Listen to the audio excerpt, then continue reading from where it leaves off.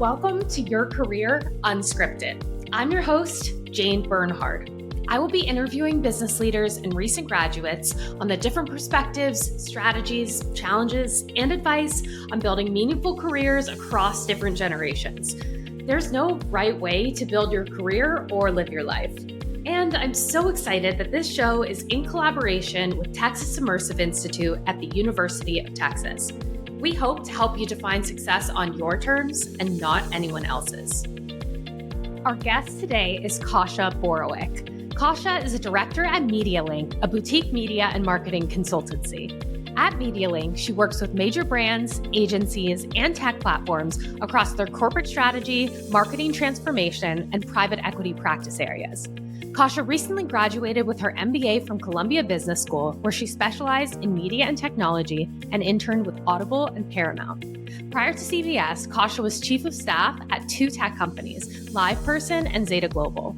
Kasia began her career as a professional opera singer and sang roles with the Santa Fe Opera, Opera Theater of St. Louis, Palm Beach Opera, Dayton Opera, and Chautauqua Opera, among others. She's based in New York City. Okay.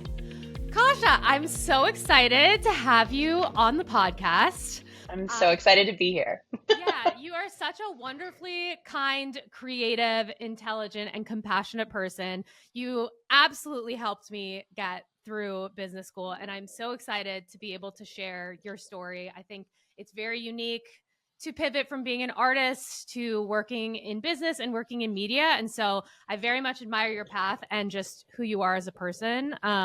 You lead with compassion and humility and all of that. So thank you so much for being on the show. I couldn't be more honored, and I think the world of you, and I'm so excited to be here to just hang out and talk. Yeah, I've been looking forward to this because I just think it's going to be fun based on how much we have in common. I would love to kick things off with where you started your career. So you started your career as a professional opera singer, which is so interesting and incredibly unique. That is a very different lifestyle than most people have. And I think most people wouldn't know what that lifestyle is like. Can you tell us about your love for opera and what your life was like when you were an opera singer? Sure, absolutely. So let's see where to start. I was always a loud child. I've been making noise for as long as I can remember, but I always loved storytelling, and I love storytelling through music. So musical theater was my personal gateway drug. I didn't wake up one day saying, "Hey, mom and dad, I want to sing songs in Italian and German and French." No, it was really like communicating and telling stories through music. I did take voice lessons starting in high school, and that's kind of where I really started to get the opera bug a bit. And then I'd say I got really serious about it in college. I thought about going to music school and was kind of like, I don't know, if you'd asked me when I was 17 where I'd land, I'd be like somewhere at the intersection of creativity and business, which is kind of funny because that's kind of where we've come to. But so I was, I studied abroad anyway. I went to liberal arts school. I studied abroad in Italy, in Milan, Italy, my junior year. And it was just an absolutely incredible experience. I had an incredible voice teacher there, and she instilled a certain level of confidence in me and frankly my artistry to say, hey, you have something to say, go tell the world and go be a professional singer. You could do this.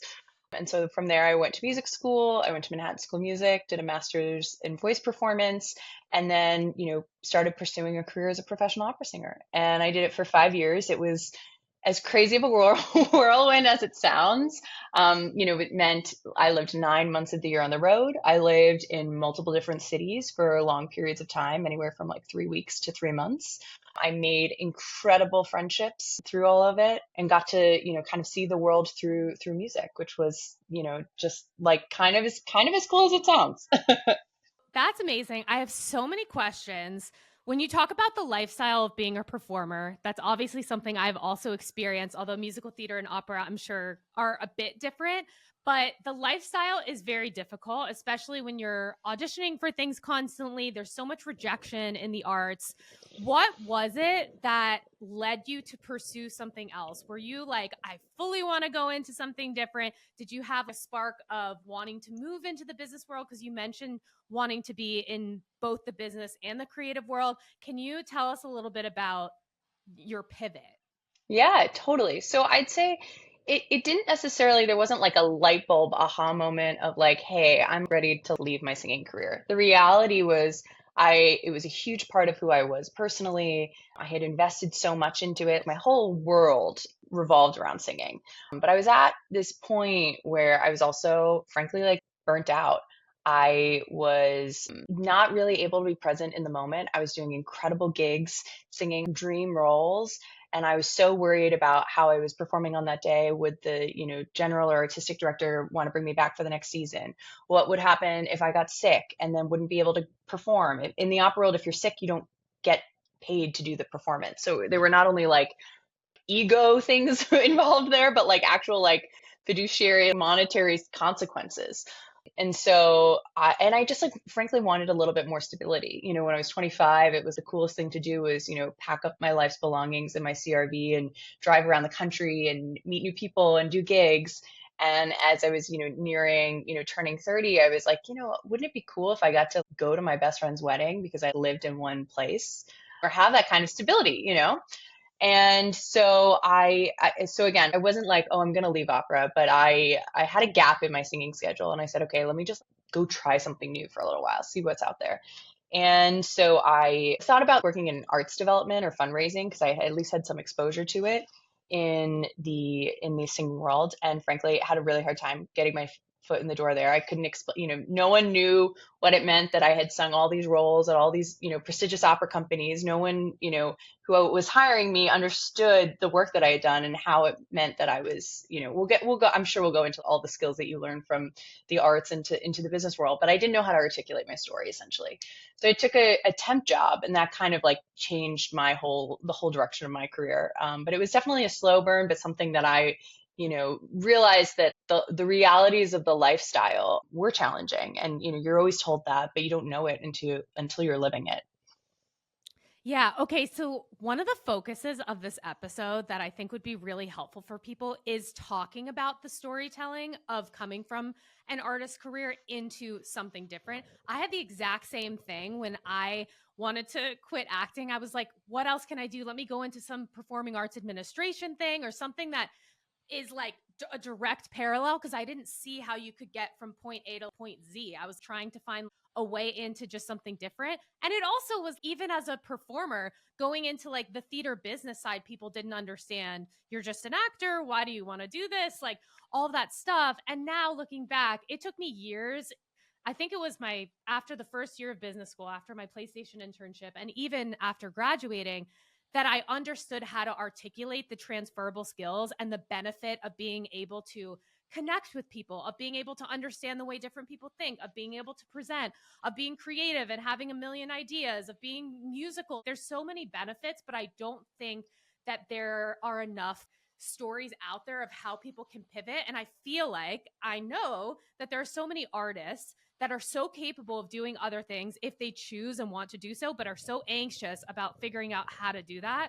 I'm curious what transferable skills you feel like you bring coming from opera, and then we'll see where the conversation goes from there. But I think it's important to talk about. Yeah, no, 10,000%. And honestly, I'm right. I couldn't agree more. I spent most of my MBA really getting sharp on what was it that I did in opera that is actually not only will make me successful, but differentiated in this role. And it's kind of like my secret power or my secret sauce. So a few things that come top of mind. I think first of all, the work ethic that I learned being a professional opera singer, it was, I likened it to being a Olympian or a professional athlete. The level of skill and practice and discipline that was required to do it. I still don't think I'll ever do anything that's as hard, knock on wood. I don't know. So that level of hard work and the ability to learn quickly, translate, I was studying and singing in foreign languages, often, sometimes even languages I didn't even speak, but not only learning music in those languages, and how to say all of those things and then bringing them to life. And that was all off book, singing it without music in front of me. So like memorized essentially. Realize off book is like a very, a very performer term. So for our non-performers, but anywho, so work ethic was one. And I think that I can't like not credit my family for that too. Shout out to my family, because that was a big part of their they instilled that in me as well. But I think being a professional opera singer was a huge part of that. I'd say, secondly, to your point around the ability to collaborate and work with different teams and take in feedback from multiple different parties. So in the course of a year, I could work on anywhere from, I don't know, 5 to 15 different productions with a different team. So what does that mean specifically? A different conductor, a different director, a different costume designer, a different, cast across the board. So you're like, maybe you're a lead, maybe you're with the chorus, you're living in a new city, all of these new variables. And you had to learn how to build trust really quickly. You had to learn how to problem solve with these people. You had to learn how to take in all of these inputs and know that, the conductor, the director's asking you to do one thing, and the reality of you having to do that job on stage means you can't exactly do that. One of my favorites is, like, I was doing a production of La Boheme, and for anyone who knows, La Boheme is like the story of Rent. And we were in Act 4, and I was playing Mimi, and Mimi is dying at the end of the show, sadly. And so she's in her bed, and we're on stage. And while we're on stage, like, one of the legs of the bed breaks, literally. And we have all of this staging around all these people being on this bed. It's like the centerpiece of the stage. And so I'm like, okay, I know I have to die on stage, so I can't necessarily move, but how am I going to communicate to all my castmates, hey, don't sit on this bed so we don't like break this in the middle of the show? So all of that kind of stuff. All right. I digress, but the ability to collaborate, build, take in new feedback, all of that was incredibly paramount. And then I think, to your point on, rejection in the arts, I could paper, we called it, in the opera world, we called them PFOs. It stands for please bleep off letters, but those were the number of rejection letters that you would get. So the resiliency that you have, and just kind of like the ability to muster through hard and challenging situations. I joke that I'm incredibly comfortable with the uncomfortable because opera made me build that muscle no matter what. So those are a few that just come top of mind. I love hearing that. And also, on the topic of resiliency, truly being in the arts, I don't think people know, if you're not in the arts, how often you are rejected. There are some times where you're in callbacks for, 10 different things, and you get rejected from all of them, and you wanted all of them. And then it's interesting going into the business world, and then even just trying to find MBA internships and seeing different people's reactions when they were rejected for something. Because it's not that I'm, like, personally, I'm definitely not immune to the pain of rejection, but I feel like I've been rejected 5 zillion times. If you reject me, just like join the club. No, you just you get used to that muscle, and I think it's really important. They talk about in the business world, you need to be comfortable failing, right? And you get very comfortable with that in the arts because it's just the nature of the reality. I'd also be remiss if I didn't talk about, like, I think, at least when my experience in the opera world was like, I didn't know what metrics were, right? And so I went to business school and everything was metrics driven. What is your, KPI, key performance indicator, all of this. And it was because the metrics were so challenged around these things. Like, if I did, 30 auditions in a season and I got 1 or 2 gigs, that was really good. That was success. And so if I had been able to quantify some of that, I think it would have eliminated some of those challenges. And I think purposefully they keep you a little bit in the dark about some of that too. Yeah, they definitely do. And at least speaking from when I went to Boston Conservatory, I do not feel like I was equipped for anything other than a career just in the arts. I didn't understand that there were metrics at all. You don't even learn anything. There is nothing quantified whatsoever. The word data was not talked about in school. No, I couldn't agree more. And I remember on the first day of music school, the head of the opera program said, in 10 or 20 years, maybe 5% of you will still be doing this. And I was like, okay, well, cool. I'll be the 5%. I will be the exception to the rule. And you don't understand that there's so many factors that go into it beyond just being good at your art or wanting to do your art. In my case, I decided to take a step back because I knew that I wasn't really present. I wasn't really enjoying it. But it's just so hard. Yeah, it's so funny you say that because they say the same thing to actors when they're in school. They're like, most of you won't end up doing this. And I remember thinking, well, I'm definitely going to end up doing it. So I don't know what everybody else is going to end up doing. What else is there besides being an actor? You're not actually told what else there is. And there is there are thousands of different careers that people who are very creative can go into. I just think there's not enough education around this, which is why I think this conversation, and hope that this will be helpful for at least one person. I couldn't agree more.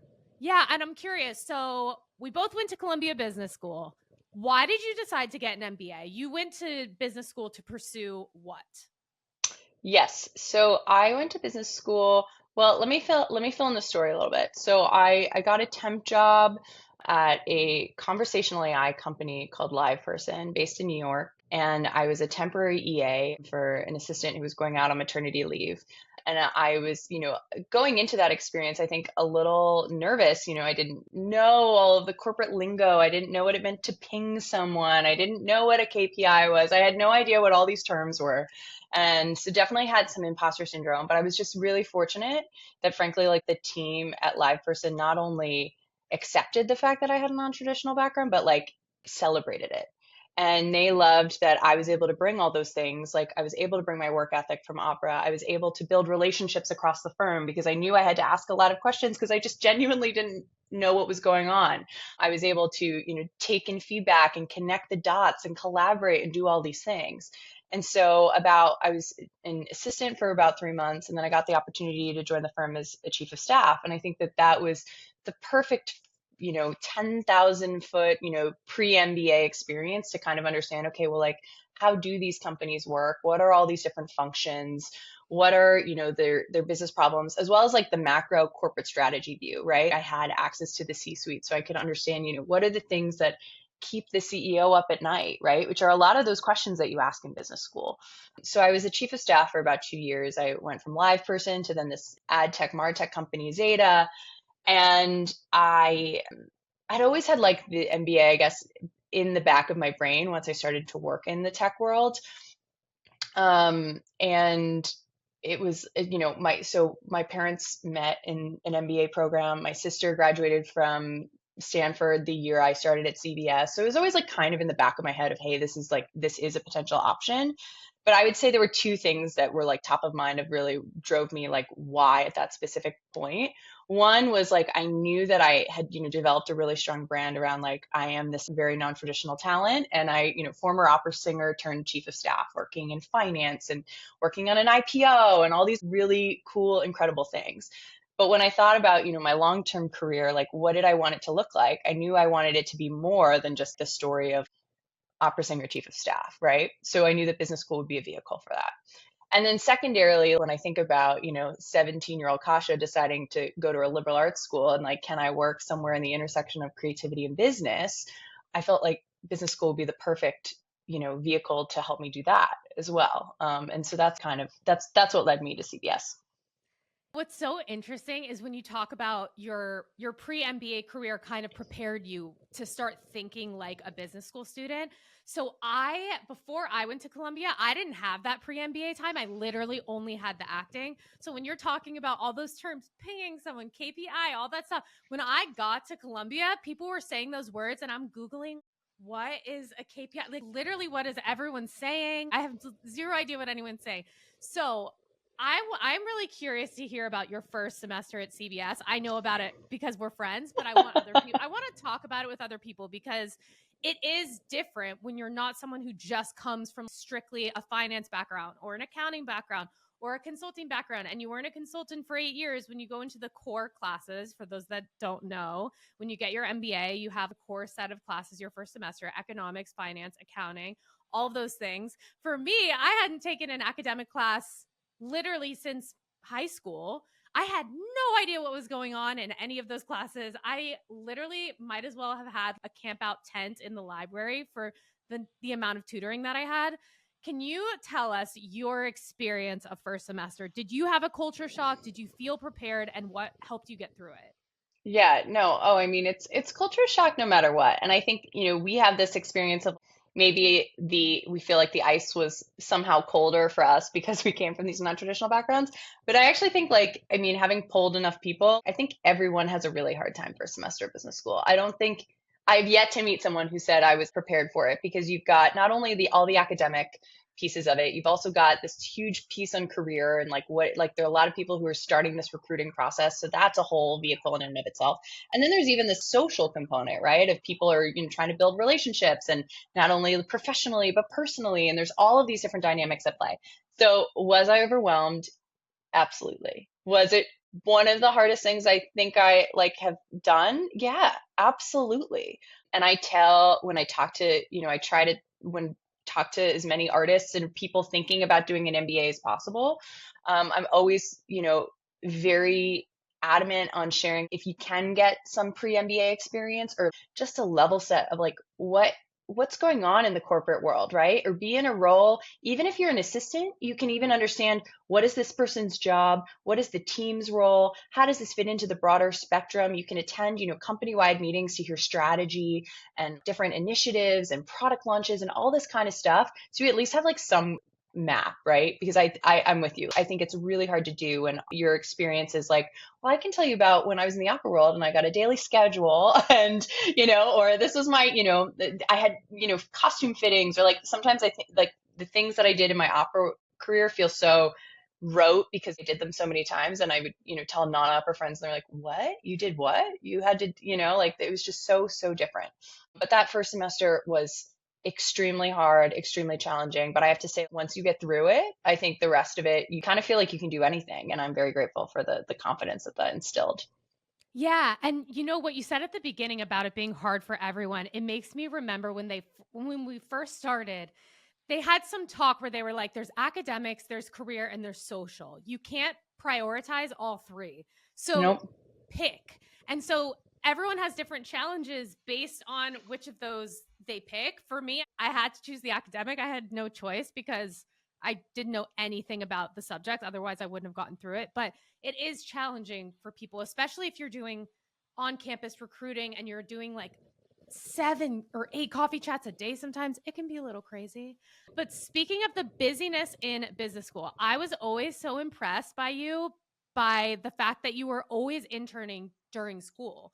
That must have been incredibly time consuming. Can you tell us about your internships, what you were doing, and even if you want to share a little bit about your internship strategy in terms of figuring out what you wanted to do? Just curious to hear your story, because I feel like anytime we got coffee, you were juggling classes and working. I'm like, how is she doing this?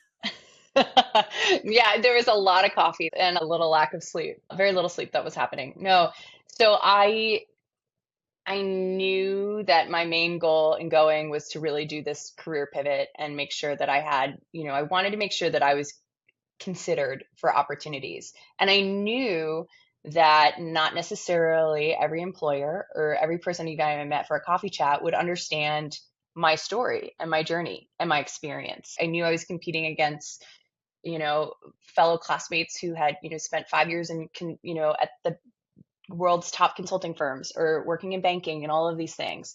So I felt like it was my responsibility in order to harness the real power of that MBA was to get as much experience, real practical professional experience while I was doing that. So how did I do that? A few things. I think one thing, I was a career advisor. They had second years advise first year students when we were at CBS. And one thing I always used to anchor on when I was talking to people was use an internship to test a hypothesis. What do you want to learn from this experience? Because the reality is when you get, hopefully if you get a corporate job, unlike, in the performing arts where you're a freelancer and you're always kind of floating from next thing to next thing, and there's always this element of change, you're going to be in your role for a long time, or you would hope, minimum 2 years, let's say, right? Which feels like an eternity in the arts world. So if you have, a short-term experience that has a clear end date, what do you want to learn? Do you want to learn about the company type? Is it a massive company? I had worked at these 1,000-person global software companies. Okay, cool. I had that data point and what that was like to work in a hybrid experience, to work in New York City, to work in finance. But I wanted to see what other companies were like. So I wanted to see what it'd be like to be in the big tech culture. So Audible/Amazon checked that box. And Paramount, that was I want to see what it's like to work in a big media company. A global, massive organization. What is that like?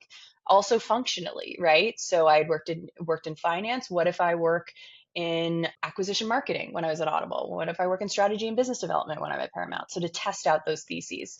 But how did I land the jobs? I think it was a few things. One, being really tight and smart on how to articulate my story and why my opera experience would make me, as I said, not only great, but exceptional.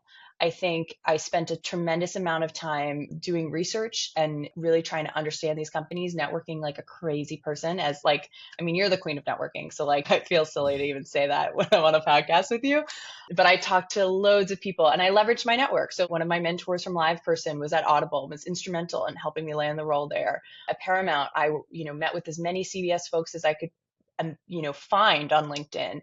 I wound up working, my boss had gone to CBS. My mentor while I was there had gone to CBS. They were instrumental in shaping that experience for me. And yeah, so that all played a really huge part in it. Yeah. You know what it reminds me of? And I feel like we've talked about this, but thinking back to finding internships, I remember you got your summer internship very, very early.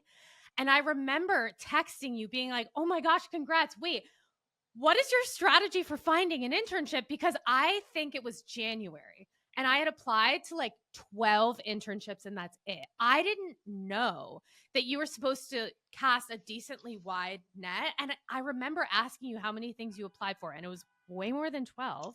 And I was like, oh, am I supposed to be applying for a lot of things? And that day, I was like, okay, I guess I'll widen my net. And I applied for my PlayStation internship, and that's the internship that I ended up doing. I And so I mean, wouldn't have done it if you hadn't told me that.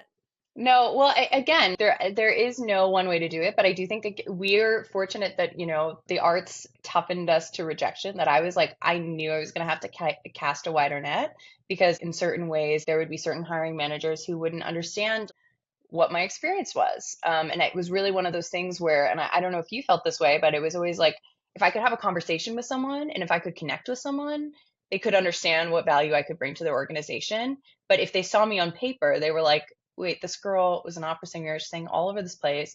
She had a voice studio too, right? Because I did that when I was not on gigs. So she's like kind of sort of an entrepreneur. Then she's this chief of staff working in finance. Like with what, like, how did she do this? Like, what is relevant? Like, how will she know how to do this job? And when I was in conversations, I was like, if I could figure out how to pivot from opera to the corporate world without the MBA, I can certainly figure out how to not only navigate your organization, but really figure out how to, find ways to drive value. Yeah. So one thing this makes me think of, and we talked about humility at the beginning of this, but I'm curious to get your take on your strategy for learning. When you mentioned thinking of, okay, what do I want to learn in the next 8 weeks because this internship has an end date? I agree. It's like an awesome opportunity to figure out if something fits you. At the same time, I think a lot of times when people come from a background and are going into something different, they really feel like they want to prove themselves. And so they hinder their question asking because they feel insecure, they feel nervous, all those things. But if you're going to learn and you're going to be valuable, you kind of have to ask a million questions. What is your approach to entering something new and then learning on the job? Because you've clearly had to do that many times. And then also, what advice do you have for people who are entering something new and want to prove themselves, but also need to learn? Yeah, absolutely. Well, I think it's dual, right? You can't be expected to like, you don't know what you don't know, right? That's like something that we hear in consulting all the time. But there are things that you can control, right? And so part of that is, and like, for instance, when I was trying to apply for those very first development jobs, I didn't even understand the level and amount, depth that I could go into on researching these companies before I went to go interview with them, right? The key questions of like, what is the organization or company's mission, product set, strategy, competitors, all of this, the history, what's the future growth plan? And so in order to do that learning, there's a certain baseline of showing that you've done enough of that on your own, right? And so it was the light bulb moment of, okay, I did this. I knew how to break apart a score and learn and memorize music. I can do the same. I can apply the same kind of structure and building blocks in thinking through how to think about these companies, thinking about a specific engagement or a challenge or transformation that I'm trying to work on, right? But like making sure that I come prepared with as much homework that I can do on my own. So that way, then when I get into the conversation, it's not like I'm asking you a question that I could have Googled or, found the information on ChatGPT or whatever. But it's really like, okay, I really thought about this genuinely. And here's something that like sticks out to me, or like, here are the patterns that I'm recognizing. Are those ones you recognize? What am I missing from this list? What did we not talk about? All of that kind of thing. But showing that initiative, I think I think we live in a like sometimes a lazy world. We're used to like just having people feed us the information. And now it's like AI is going to give us a lot of that information. But showing that you're willing to, again, go back to that first point on the opera world, but like work ethic, like put the time in. Yeah. And it makes me think I want artists to know how much research they put into things without realizing it's research. I remember when I was auditioning for television series, I had a spreadsheet of like, okay, I'm auditioning for HBO, and I would take pictures of all the clothes on HBO being like, okay, they wear like more orangey tones on this show, so I need to look like this, or the tone is this, the director's this is the style of all their shows. And I didn't realize that by the time I got to working in competitive analysis and business, you're doing something very similar. You are looking at 10 different types of things and figuring out what makes something unique. And so artists have the skills to do it. We just aren't like, we weren't taught that that's like, can go into other things. Well, yeah, exactly. The structures and the frameworks, and basically being able to synthesize and really clearly distill, this is exactly what you're doing. You're doing the same thing, you're just calling it something different. 100%. Yes, exactly. And so moving along in your story, can you tell us a little bit about your role at MediaLink? So you're a director at MediaLink. Yeah, What drew you to the company? What drew you to the role? And what skills do you flex on a daily basis? sure, absolutely. So I guess I'd take a step back. And so did my summer and my fall internship. I did a summer internship that extended through the fall at Paramount in their consumer products and gaming group, which was incredible. And I had, a boatload of coffee chats with folks while I was there. And I'd say who had all, completed very prestigious MBA programs, and were on to, leading the company in various different divisions. And I'd say about as high as maybe 90 to 95% of them had some sort of consulting or investment banking experience. And that's where, I started to think through, okay, again, we can play this game where I'm the exception to the rule, which was like the approach in, music school. I'm going to, stay in this career even though it's hard. Or what is it that they gain from those experiences that have ultimately made them, land at this type of company and be successful in the next chapter, right? Because again, I'm always like, what's the job now leads to the next job, which leads to the next job, right? So that started having me think about, okay, is it, too late to go into consulting? Like, what is this all about? And I was very fortunate that, MediaLink did a pilot program where they did recruited at CBS our fall semester. And I learned about MediaLink, which is we're a boutique consulting firm that work with media and marketing companies, work on, variety of different practice areas, everything from, private equity advisory to marketing transformation to growth strategy. We have a data and tech solutions practice. And so I heard about the kind of work they were doing, the clients they were working for, the problems they were looking to solve. And I said, hey, that's really cool. That seems like something I'd be interested in as this former curious problem solver person.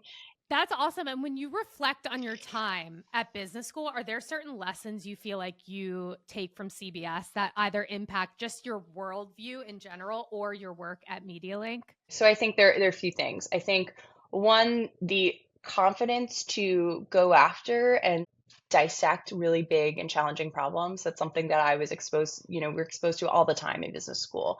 And I think I would have been not impossible, but very challenging to like go from my role as a chief of staff into that directly. I needed that grounding and kind of like, how do you approach really big problems? How do you suss out all the different themes, pull on these different threads, etc. I also think it introduced it to this concept of pattern matching, right? So in business school, you do what's called a case method, where you read cases about different companies and they're going through some sort of challenge or transformation, or they're at a pivotal moment in their, they have to make this big strategic decision, and like, what do they do? And oftentimes, you'll debate like, what are all the factors playing into that?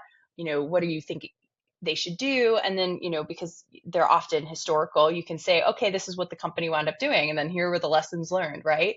And so that the case method gave me an arsenal to say, okay, when I, am working with a client or hearing about their problems, like it's never going to be the same. They're never going to be the same exact situation. It's never going to be, all of the same dynamics are at play, but there may be a piece of that that reminds me of another experience that I've had, or it reminds me of, an example that I can then go and research and do more on. Like we do a lot of benchmarking work, right? So to understand like how have other companies gone about solving these problems? And I was introduced to that in business school for sure.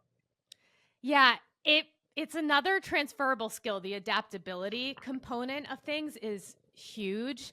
And since we've spent so much time talking about the transferable skills from the arts, if is an artist listening to this episode and they're like, I want to pivot into something else, I don't know what my value is, I don't know what my options are, what advice would you have for someone that wants to make a pivot but has no idea how? A few things. I mean, I vividly remember being there and being like, I don't know what to do other than sing in these foreign languages and go to these auditions in, jewel tone color dresses. Shout out to anyone who's ever been in the opera world. No, same theater. And like it was very, very formulaic. My pictures on my resume, I really just don't know how to do this.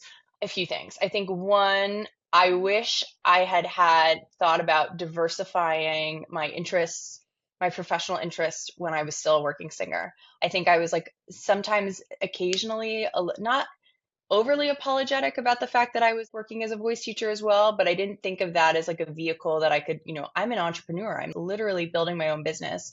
But it was always like, oh, well, I want to be singing full time. And the reality is the industry is making it so that there really aren't enough opportunities, so that there are very few people who are making their sole entire living off of singing. And so, but if I had diversified those interests, so what if I had, really thought about how do I scale my voice studio? It was always kind of this afterthought of like, well, I'm singing. And then sometimes I'll, and not to say like I cared about my students, like they continue to be, such a presence in my life. I'm so proud of them. And again, it's so much bigger than that, but the business side of that. And so had I diversified those interests, I also think it would have maybe, slowed the burnout. Secondly, to this, theme of, and I'm sure like you're the queen of networking, but like there are actually a lot of people who have been in the professional arts world who make pivots and they do all sorts of really amazing, cool things. They're like leading companies. There are people with BFAs and masters of music and, professional artists. And I think we're living in a world where there is no such thing as like one career, right? People are going to pivot. I always joke like, okay, well, my sixth career, I'll do this, right? But the idea is if you're curious and you are willing to do that work to make those transitions, like you it's really possible. But have conversations with fellow artists because they've understood, they've been where you've been. And again, like I say that with the caveat of the homework is really important. The homework, I can't stress that enough, right? So like go look at someone's LinkedIn profile, understand what their trajectory was, and like have thoughtful questions around how did you articulate your experience, Jane, working on this show to then enable you to take this internship. Talk to me about like what were the questions that, they asked you for the MBA interview, right? Come with like really tangible things. So it's not just a like, hey, I'd love to know what you did. How did it work? I don't really know what I want to do. Come with a point of view, come with a hypothesis, come with a perspective. It's okay if it's wrong. That's the whole point of having a hypothesis. But at least if you put a stake in the ground of saying like, hey, I'm interested in these things and here's what I'm doing to pursue them. And I've talked to all these people can galvanize around that. Yeah, I love what you're saying about diversifying your interests earlier. I feel like so oftentimes artists are almost shamed for having multiple interests. You're not committed enough if you aren't doing this one thing. And I do feel like that is a message that needs to go away. I couldn't agree more. Yeah. Well, and I think post-COVID, it's hopefully evolved a little bit, or at least that's like, and again, I'm like farther from it now, but I think it's like a little bit more pre-COVID. It was like, if you're a singer, that's your job. Maybe you have a temp job when you're not on a gig, but you don't really publicize it and people don't really know about it, right? And there's all this shame wrapped around like, oh my gosh, you left this thing, and it doesn't need to be this scary, shameful thing. It was like, hey, I was not enjoying this, and we only have one life to live. And I actually like, I literally can't think of a time where I've enjoyed opera more than in the last year, and getting to, see my friends, sing at the Metropolitan Opera and sing all over the world. Like, it is truly such a gift, and it's still such a huge part of my life. Just plays a different role. Yeah, and it just makes me think of the message that if you're not enjoying something, it's okay. If you're not enjoying something, it can just be an indicator that you will be happier doing something else. I feel like there's the whole business thing of sunk cost fallacy. You put so much effort into something, you feel like you just have to keep bulldozing into it. I feel like I had that in acting for like an extra 2 years where I was like, I went to a conservatory. I've been an actor for my entire life. So, like, if I quit now, what was it all for before? When in reality, it was just a sign that now it's time to do something different, and that's okay. Totally. Um, and okay, so starting to wrap up the conversation, if Kasia from the opera days Hmm. was to see everything that you've done now, all the pivoting, finishing business school, working at MediaLink, working at all these different companies, learning so much, what would that version of you think? Like, what do you think they would think when they looked at everything that you've done? I mean, it's like, it's crazy for the first part. I mean, I think if you'd asked me 5 years ago that this is where I'd be 5 years from, like, I left, I started my job at LivePerson in 2019, so it was 5 years ago. I don't think I ever could have imagined like how much bigger and brighter my world would be from all of these different experiences. And I just feel so grateful. I think I went to CBS to do this really big career pivot, and I was really focused on that. But like, I met incredible humans like yourself who have become real friends. It was about so much more than the professional for me, like CBS, and how that continues to, just make my life so much richer and fuller.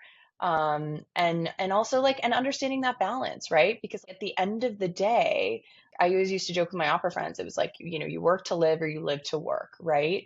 And I'm always like, I want to have this harmony of like, I want to enjoy what I'm doing professionally, but also make sure that I have not, over tilted on that, right? Because there have been times in both my business and singing career where a lot of the show is like about, or a lot of it feels like very professional oriented. But I'm someone who values relationships and values having that really full, meaningful life on all sides. And so I think that I'd be very surprised, but I'd be very proud. It didn't come without a lot of hard work, and I'd be remiss if I didn't, mention like it was not just myself. It was like, confidence from family and friends who have stuck by me through, the tears and rejection in the business world, and the business school friends who have, come and now become not only opera fans but supporters.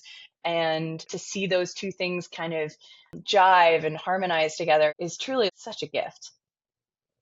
Yeah, the importance of your inner circle, especially when you're making a pivot and are unsure of where you want to go, or just like feel afraid of trying something new. It's so important to just be surrounded by people who believe in you. And it doesn't have to be people who like are in the world you want to enter. Just having people who champion you as a human is so important. So I have one final question for you. Okay. So we've looked back a lot.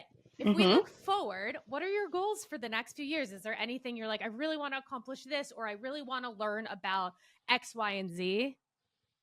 Yeah, absolutely. I mean, so I'm always saying, right? It's like the current and then the future. So I think currently I'm like, how can I just continue to learn as much as humanly possible as quickly as possible? Leverage that super arts power of the ability to take in lots of different information and not only understand it, but master it and own it and make it your own. So that's my short term, is just like the continuing learning. I think I'd love to build teams one day, and not only like run a team but like really build it from the ground up. And that's definitely a huge goal of mine, so I hope that, continue to find opportunities to do that. That's awesome. And anyone who's on your team would be so lucky. I am so grateful that you came on the show. Kasia, you're so wonderful. You're so empathetic. You're so kind and you're so smart. And literally every time we talk, I walk away and I'm like, wow, I just learned a lot. I need to go like think for like an hour because it's so, no, it's true.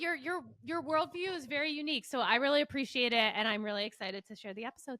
So thanks for coming on. It's been my pleasure. And so excited to be a part. Like, can't wait to hire me one day. Vice versa. Either way, sounds good. So proud of you. Thank you. Ditto. I hope you enjoyed this week's episode of Your Career Unscripted. If something about this conversation inspired you, I'd love to know. Feel free to message me on LinkedIn at Jane Bernhard if there's a guest you'd want to hear from, or if there's a type of background you'd like to learn from, and I'll do my best to make it happen. If you enjoyed the content, please subscribe to my Substack and socials, follow Texas Immersive Institute, and check out TXI's Patreon at patreon.com/Texas Immersive for more thought leadership on the immersive field. And of course, please share the episodes with anyone who you think might find them helpful. See you next time.